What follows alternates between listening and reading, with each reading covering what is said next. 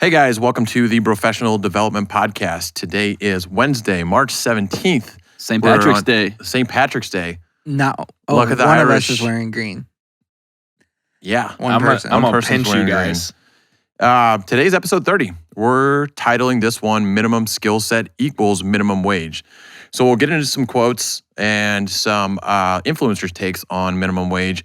We'll talk a little bit about the economic impact. We'll go into personal stories about how we've developed our own skill sets. And then we'll actually give some takes on how people can get promoted, make more money. And then I will be coming in at the end with just the tip. Before we get into that, guys, what's going on? Busy, man. Been killing it at work lately. We got so much work. It's unreal right now. So that's what I got rocking. About you guys? Dan, what's up? I've had like a little bit of anxiety lately. Just, work's good. We keep picking up new clients, but I feel like something's coming. I'm just not used to I don't know. I don't know how to explain it. Just use the old excuse, It's weird. daylight savings time. Maybe the wife's pregnant. It's seasonal Affective disorder affective disorder. Hashtag sad. for the second Sad. season in a row. It's chronic. Yes. Okay? I saw something the other day that said it's time to trade that seasonal depression in for actual depression. Oh, What's up with you guys? Oh man, just working a lot, man. Ready to have this discussion on some minimum wage. It's gonna be a good episode. yeah. Working, trying to sell. Got the beach and a big tournament coming up. Bobby and I both do here in about a month. So, trying Practicing. to straight shred, bro. Are you guys working We're on? trying mostly to look good, It's look but better we than also play. want to play. If we good. play okay, then great. But as long as we look good on the beach, we That's what really give a matters. fuck. Yeah. Yeah, I'm there. I hate the beach, actually. You told if me I was that, which is ripped, I would crazy like to it. me. Is it because of the sand? Do you not like how sand gets everywhere? I don't like sand. It's like fucking herpes. It's everywhere. You can't get rid of it. You go to your bed. There's sand in your bed. There's sand on the floor. You walk around the condo. Fucking sand. Sand everywhere. My house couch. is full of sand. I hate your house. Yeah, that's why I haven't been to the new place. No, Oh. because there's too much sand. All right. So, minimum skill set equals minimum wage. Guys, what quotes do we have? I got one by Rex Curry. What he said is, a person's right to a job is whoa. Let's start edit that that one one out of there, baby. Using that Cut. mouth too much. Cut. A person's right to a job is as suspicious. Do not edit this out. Brad rarely fucks up. Well, we got it on video at least, Yeah. so we'll edit it out for the pod, but at As least we can his go back to boss's that. right to success in business, there is no right to a minimum wage, just as there is no right to success in self-employment. That's it. What do you think? I agree 100%. I mean, I think as we're self-employed running our own businesses, our paycheck is not guaranteed every single week. We have to provide value every single week to justify our earnings. So I feel like as an employee, they are an asset that you invest into to help build your back end. So I feel like if they're not providing the value, their paycheck is not just, it shouldn't be a guarantee, if that makes sense. Right. I hear you. You want me to shoot? Shoot. Hit it. So this is actually from Elon Musk. So you get paid in direct proportion to the difficulty of problems you solve. And so a couple years ago, Andy Frisella, throw my money in the pot, $5. he kind of took this and changed it where you get paid in direct proportion, or there's a direct correlation in the amount of money you make to the amount of value you provide to the world. And I like that one better because problems you solve, definitely get paid in proportion to that, but the value you bring the world. So if you look at entertainers or athletes who make all this money, well, they entertain millions of people. So they get paid a lot, right? So I think that if you look at that, that quote, it kind of shows where, hey, you get paid direct proportion to the amount of value you bring the world. And so I posted this on Facebook a couple years ago, and I had a lot of blowback. Like people were like, that's not fucking true. Like, what about teachers and police officers? And I'm like, I get it. They should be paid more, 100%. But at the same time, if you're a teacher and you have 20 kids in your class and you do that for 20 years, you've touched 400 people throughout your career, right?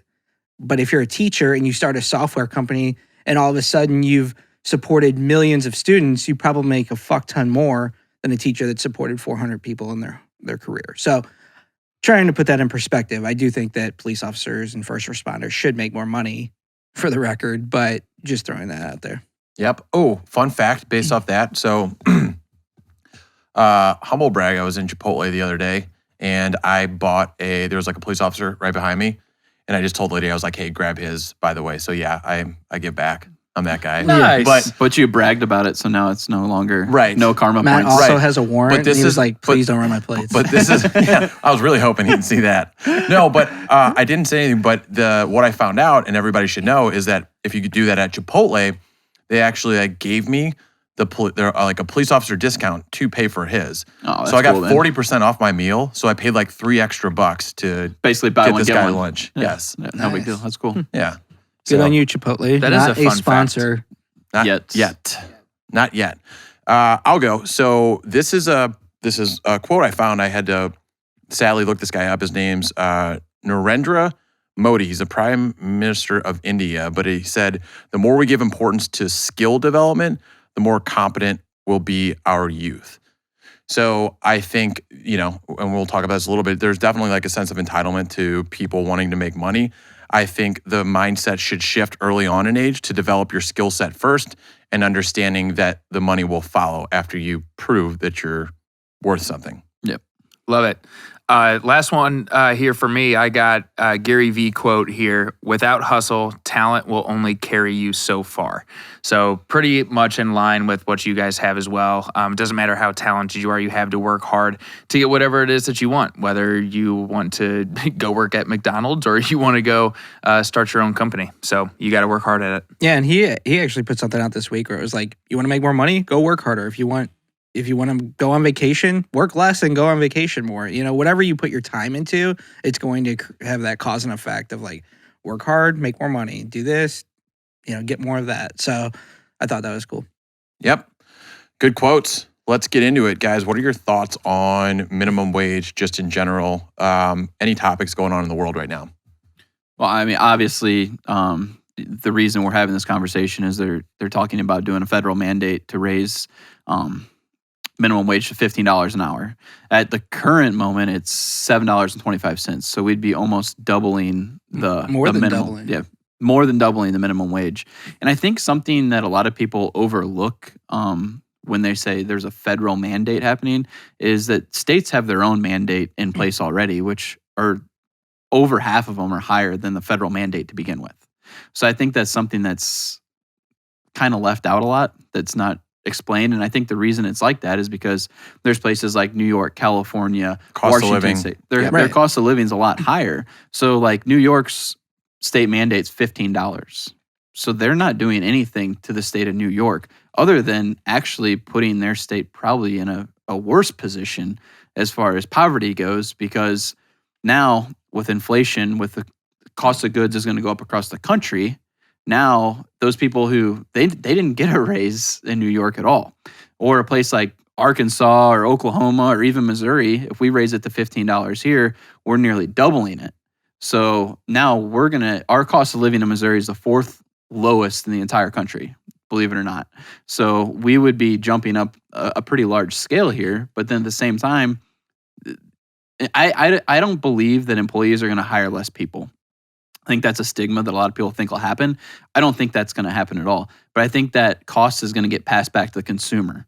So your dollar meal at McDonald's is now going to be $3 because they have to cover their costs somehow. They still have to have people running it.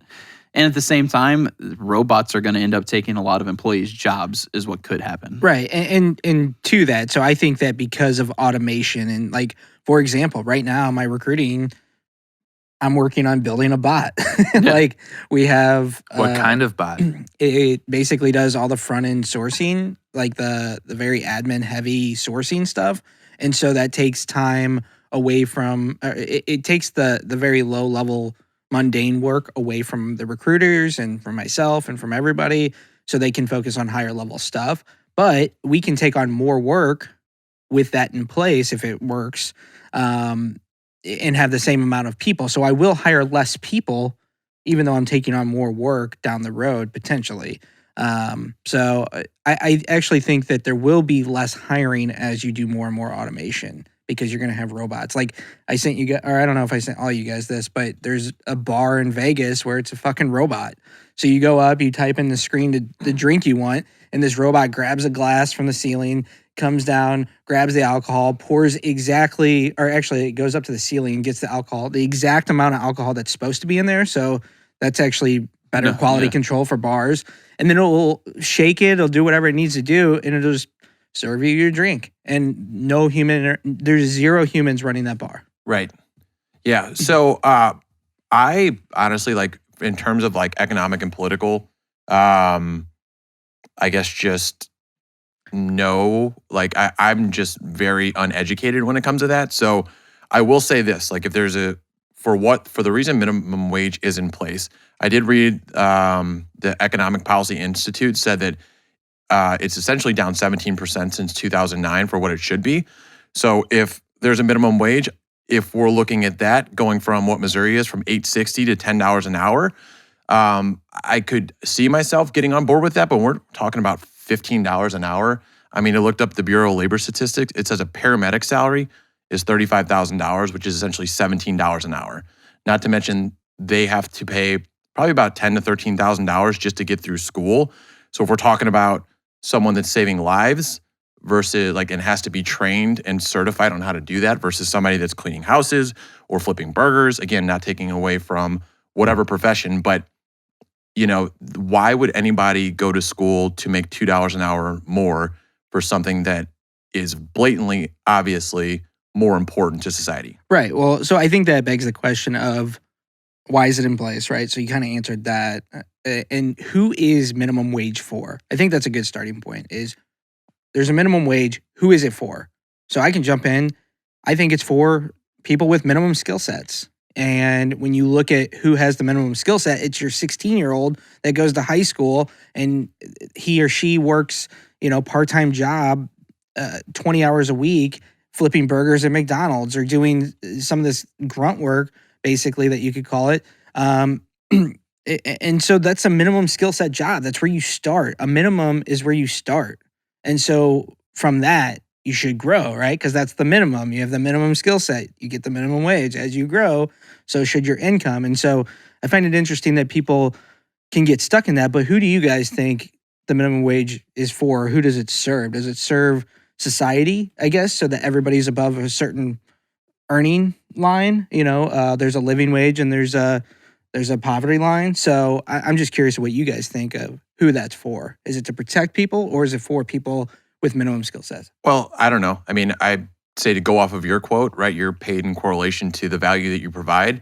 You can look at society like you would look at a business, right? If I looked at like a Nestle Purina that I worked at, there's a very big difference between what the CEO makes and what somebody in an entry-level job is or just past an internship. So I don't necessarily know what the minimum wage is for, but who I think it is for is, like you said, I would agree 100% that it's the people, it's the skills that you can jump into. It's a position you could jump into without having to meet any basic qualifications, without having any prior experience or requirements to do that job. Exactly. I couldn't agree more, especially after we said with paramedics, $17 an hour. What right is there for somebody to start their first job and get paid $15 an hour when somebody who went to school to save lives is getting $17? Yeah.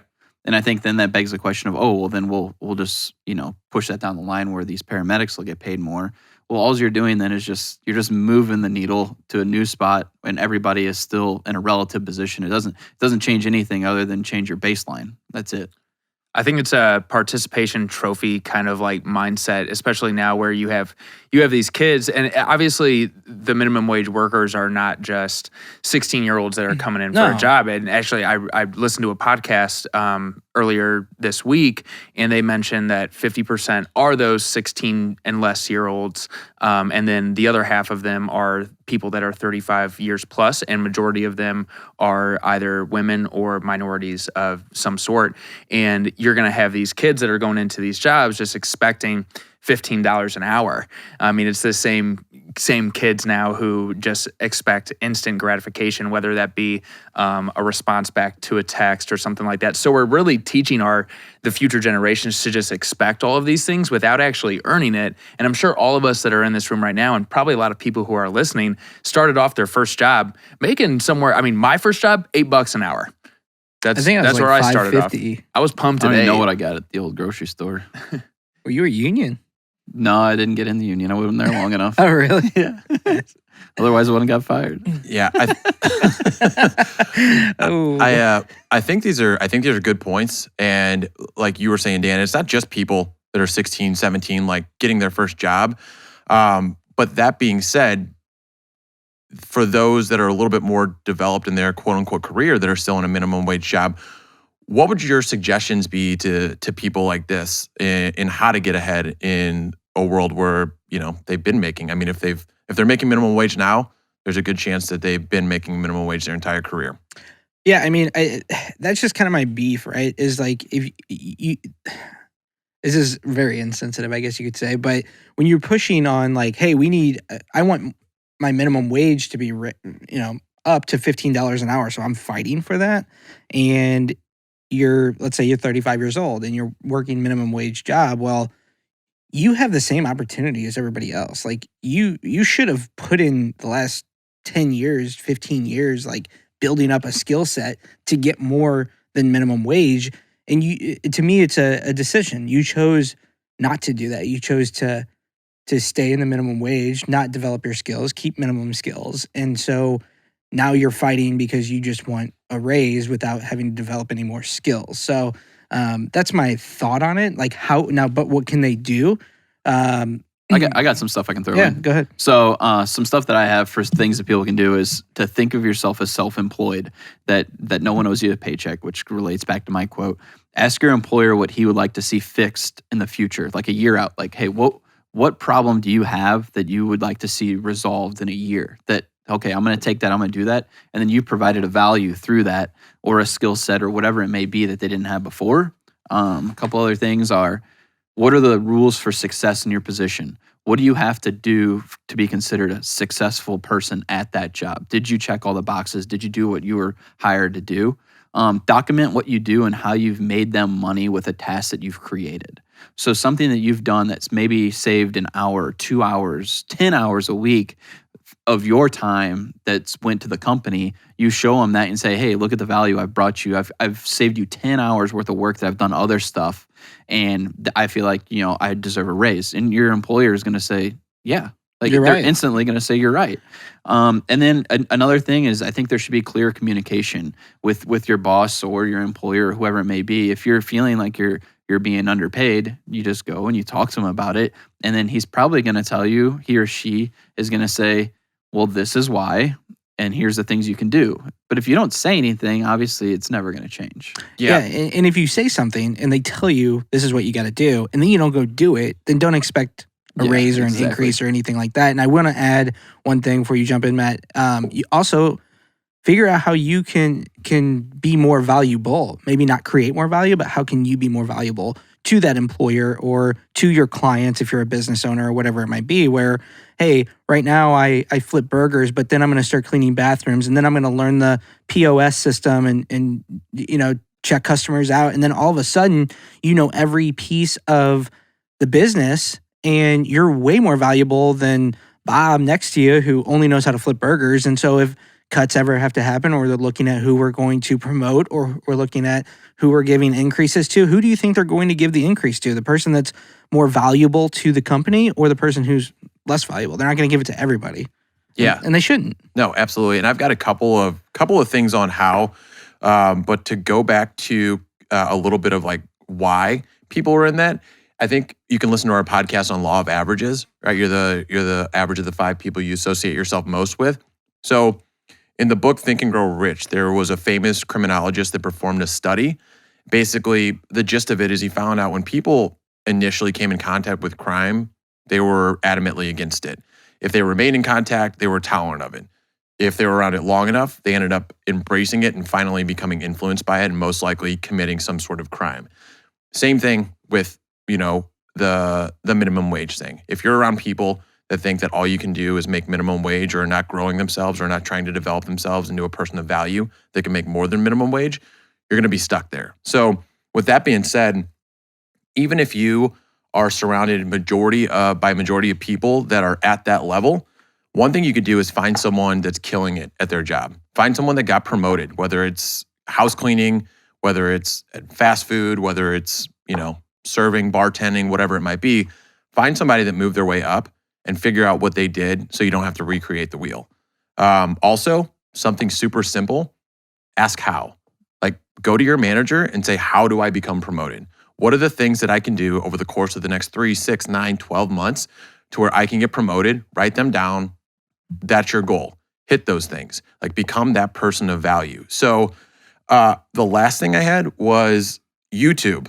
Like, we were in a... You want to? No, I was going to say, yeah, I agree with you. We're in an age where there's so much information that you could find online. And so what I did was I Googled the top 10 most common minimum wage jobs. And then I Googled some type of article or video that showed how to do it better. Yeah. So I did housekeeper. I found speed cleaning, tips for fast and efficient housekeeping, food preparation, nine ways to make your restaurant kitchen run more efficiently, personal care assistant, restaurant server, retail. I found all of these. And so actually, I don't know how many people like in this space are going to be making minimum wage if you're listening to us, but I'm going to put them in the show notes because if there is someone out there, hats off to you for listening to this and you've got a ton of room for improvement, but there's just an ungodly amount of information out there on how to do your job better. Yeah. And we just did, Brad and I just did, we did separate days, but we basically spoke to entrepreneur students at our old high school. And that was one of the things that I left with. It's like, you guys have the most opportunity than anybody in history, just based on the internet at your fingertips. Like, even when I was in high school, we almost had it. We were getting closer, but now you can literally learn anything through the internet. And one thing I wanted to talk about a little bit is if you're in a role that's at minimum wage, or even, and we could talk about this at different levels. Maybe you're making not minimum wage. Maybe you're making a couple bucks over minimum wage and you're like, hey, this just isn't cutting it. Matt and I interviewed a couple people this week that they're making more than minimum wage, but they got a ceiling, right? And they need to get out of their current career path in order to grow. Yeah. And so there's so many programs out there. Launch Code, for example, is one of them where you can have your full-time job. You can go to school for essentially free 2 nights a week for 6 months. They teach you how to develop and code. And at the end of the 6 months, you graduate and you're guaranteed a job, I believe, making around $60,000 a year with a Fortune 500 company in coding, building apps or whatever. So my brother-in-law teaches those classes. Really? Yeah. Okay. Yeah. Yep. So, I mean, there's so many things that are available to people now that weren't available before, that there's really no excuse to be stuck at the minimum wage level. And even if you're not at minimum wage, you can provide value in your business and offer more services or better services. You can basically dive into a whole new career path because there is so much available information online, and you can start a side hustle. If you want to be a painter, you can learn how to paint, like Matt said, on YouTube. And then you all of a sudden you switch from McDonald's to a painting company and you're an apprentice and you can grow through that. The unions have apprenticeships too. So there's so many things out there that get people out of minimum wage that bring you value. You learn something new, you continue to grow. And that's why it's so hard for me to get behind raising the minimum wage to, I agree, $10 an hour, understandable, but to more than double it, especially in Missouri, that's tough for me to get behind, knowing that there's so much out there for people. Go ahead. I was gonna say it's all comes down to one thing, and it's action. If people are not actually trying to communicate with their boss and trying to figure out, okay, cool, what can I do to make more money here, or what can I do to make more money elsewhere, then nothing's ever going to happen. There's so many people that are just satisfied with the status quo of being surrounded by those 5 people that you're with that are not going to level you up. And one of the things that I mean, you have so many people that want to start their own business, like, oh, I could start my own deal. And there's people that lack capital. That's a huge thing that a lot of people need. You lack capital, go do what I'm doing. Go sell something. Find a vehicle where you can be self-employed and go. I think selling is something that can make. It was one thing that Case Kenny said on the interview last week. He said selling made a man out of me. And that was a really tough thing just for all of us to probably get into at some point. I didn't think I was going to be good at sales until I finally started doing it. And the other things that these guys can do, just get onto Facebook Marketplace or Nextdoor and go find some stuff that people are selling for free, or even that people are selling it cheap, refurbish it, try and flip it right back on there, that Gary Vee strategy, and figure out a way to make some more money if you're upset with how much you're making. I still flip shit. You're the king of that, dude. I love it. I just love the process of making money. But you said a word there that I want to touch on, which was vehicle. And so if we take out employees, if we take it and we talk just business owners, I think that if you're in a business or you own a business and you feel like you're capped, I don't think you're ever necessarily capped in a business, but I do think it's harder to grow to $1 billion company or $100 million company or even $1 million company, depending on the vehicle that you choose. So I think you have to choose that vehicle, whether it's a career path or whether it's a business that you're getting into. What is the maximum potential that you could achieve with that particular business or career path? So I always think about vehicle before I get into any business endeavor or anything. I always kind of audit the vehicle. And since you said it, it kind of makes me think of, how people complain how much certain individuals are paid, that they go to school to be that, knowing what their salary is going to be when they graduate. And to me, that's so hard to get behind. It's like, I don't want to hear you complain about how you're not paid enough when 4 years ago you knew what you were going to be getting paid when you came out to be that certain position. You were studying history. What did you expect? Yeah. So it's just like Dan said, like everybody can get stuck behind a ceiling. And I'm the type of guy that's like, a side hustle to me, somebody says a side hustle, and I instantly think, how big can the side hustle be? Not just like, oh, I'm going to make an extra $500 this week. It's like, can we make 50 grand next month? I mean, you started as a side hustle and you turned it into a business. Yeah. At some point, hopefully. And that's the problem with the education system in general. We're literally having kids go to school from kindergarten all the way through college, and it's all just to spit out more W-2 employees for big businesses. And hey, if you want to do something about it, start your own thing. Yeah, and Matt knows how I feel on education and where the state of that is at. And I do hope that down the road it changes so that people have more opportunities to find the vehicle with more potential. Yeah, and I think we all definitely take the side of the doing our own thing as opposed to being the W-2 employee. But I want to reiterate that there's nothing wrong. You can become incredibly successful. You can make millions of dollars being an employee of somebody else, right? But it's at the end of the day, it's about you developing that skill set, whether it's for your clients, for your business, or whether it's for your boss. I agree. Yeah. I love that. I actually had a really good quote from Gary Vee that I found earlier too. And it was, less of a quote maybe, but just an article that I'd read. And he was talking about how all of these young kids want to be millionaires, right? And Matt, to your point, there is absolutely, we talk a lot about, like you said, we talk so much about be self-employed, open your own business, stuff like that.